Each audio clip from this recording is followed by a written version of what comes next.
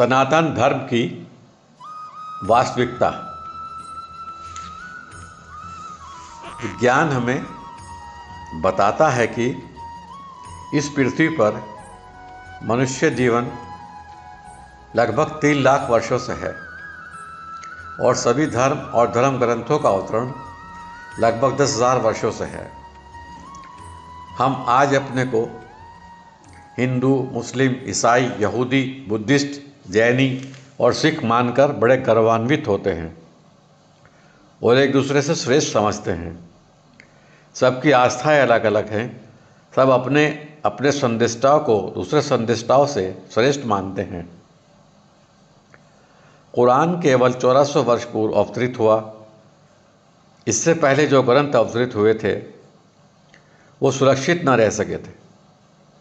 क्या कुरान से पहले के विश्व भर के लोग यथार्थ में अल्लाह के बंदे नहीं थे? क्या उन्हें मोक्ष, पैराडाइज नहीं मिलेगा? इस धरती पर पहले पाषाण युग यानी स्टोन एज था।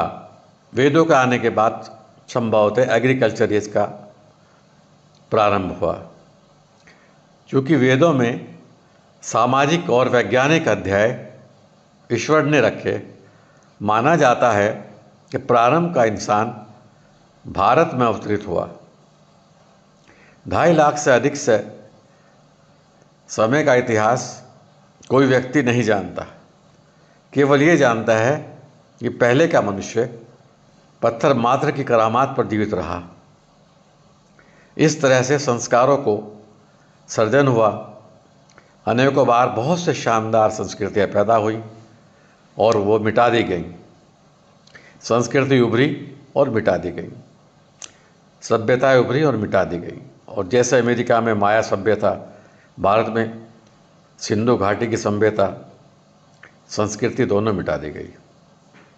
आज भी लोग संस्कृति, सभ्यता और धर्म के नाम पर गृह युद्ध छेड़े हुए हैं। कुरान वाले अपनी वालों को श्रेष्ठ मानते हैं।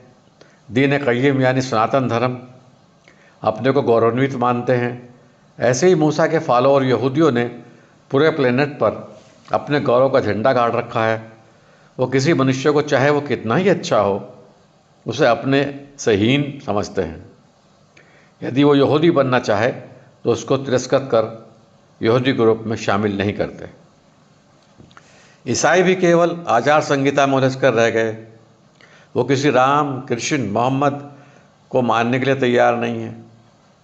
यूँ कह लीजिए कुछ लोग तो हथियार हाथ में लिए हुए युद्ध कर रहे हैं और बाकी अपने माइंडसेट से नफ़रत और हिंसा, हेट्रेड एंड वायलेंस लिए हुए उन लड़ने वाले खामोशी के साथ उनको सपोर्ट कर रहे हैं।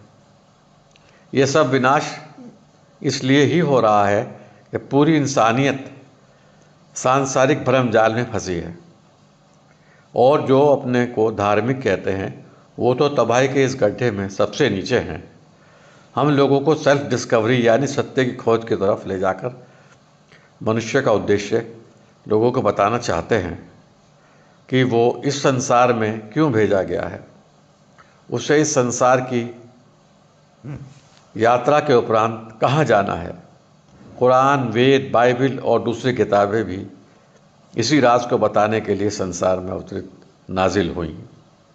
लेकिन हम भले ही डिजिटल युग में पैदा हुए हों, लेकिन हमारा माइंडसेट पाषाण युग का ही है। हमें इस माइंडसेट को चेंज करना होगा, तभी ये धरती रहने लायक बनेगी, प्रकृति अपना सौंदर्य बिखेरेगी। आओ हम सभी मिलकर इस प्लेनेट को एक ऐसी संस्कृति और सभ्यता में ढालें कि हर हृदय आनंदित हो उठे, चारों दिशाओं में रूहानियत का वास हो, जिसे ईश्वरीय किताबों में परम आनंद यानी नफ्स मुतमइन्ना कहा गया है। भारतवर्ष को इस संसार का मार्गदर्शन करना है। इसलिए हर भारतीय की अहम जिम्मेदारी अपनी और अपने निकट साथियों की मनोवृत्ति को पाखंड और हिंसा से दूर रखना होगा। तभी भारत विश्व गुरु बनेगा।